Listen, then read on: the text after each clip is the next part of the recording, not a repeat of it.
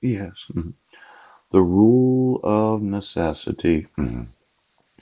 Now, a rule requiring a judge or other official to hear a case despite bias or conflict of interest. Yes. When disqualification would result in the lack of any competent court or tribunal. Yes.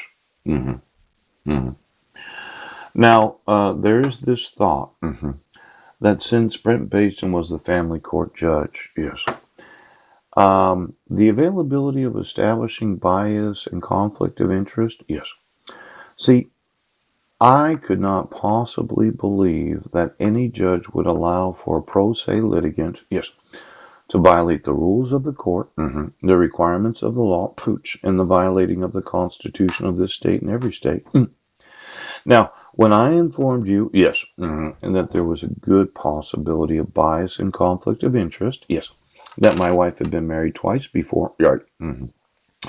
Previous relationship involved a logging family, yes, and that she had to move back to Clallam County because of some relationships that I didn't know about right now.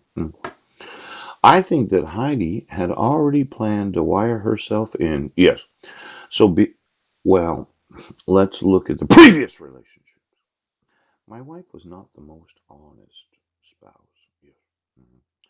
I would have never have thought that she had the availability of bribing judges, sheriffs, and police officers.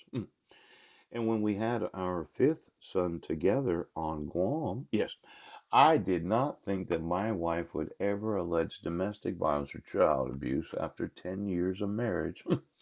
Now, I had always been a very supportive husband, but it seemed, yes, that Heidi was offered a large amount of money, yes, to kidnap my sons. Yeah. mhm. Now, as much as you want to say that I'm making all of this up, yes, after 10 years of marriage, no drug or alcohol use, no issues of domestic violence or child abuse, right? As a homeschooling family on welfare, this whole idea that I'm a domestic abuser, oh,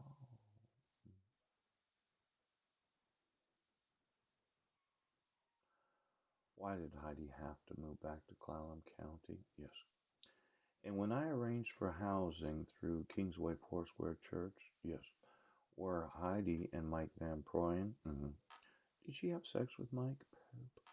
You know, my experience as it involves congregations, yes, the largest breasted women seem to get that special attention from the pastor. Now, I think that Marilyn Van Proyen did not know. She did not see. Oh. And being a very large breasted wife of Mike Van Proyen, yes. Were there any animosities between Heidi Lee Budnick and Marilyn Van Proyen? Yes. And was there this idea that Mike could screw Heidi with him? Did Mike and Heidi have sex? Now, I know that Marilyn has been abused.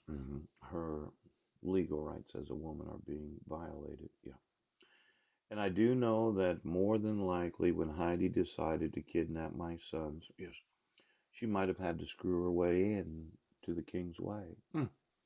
Now, if I really looked at it, because I will, ouch, I'm going to want to know, yes, Mike, did you put your penis in my wife's vagina? Ouch!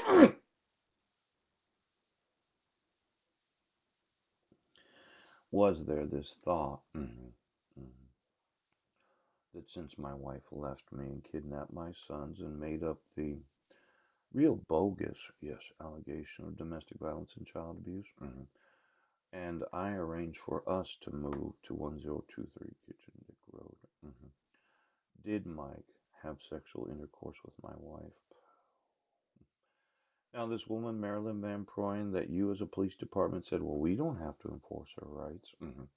We don't have an obligation to allow her to speak to Mike. Did you come some more money? We don't have an obligation to have Marilyn speak to Paul. Now, I could ask her, Marilyn, what were your impressions of my wife when she got to Kingsway Foursquare Church? And Did you observe any anger problems of my wife? Because we're still married and I'd like to divorce.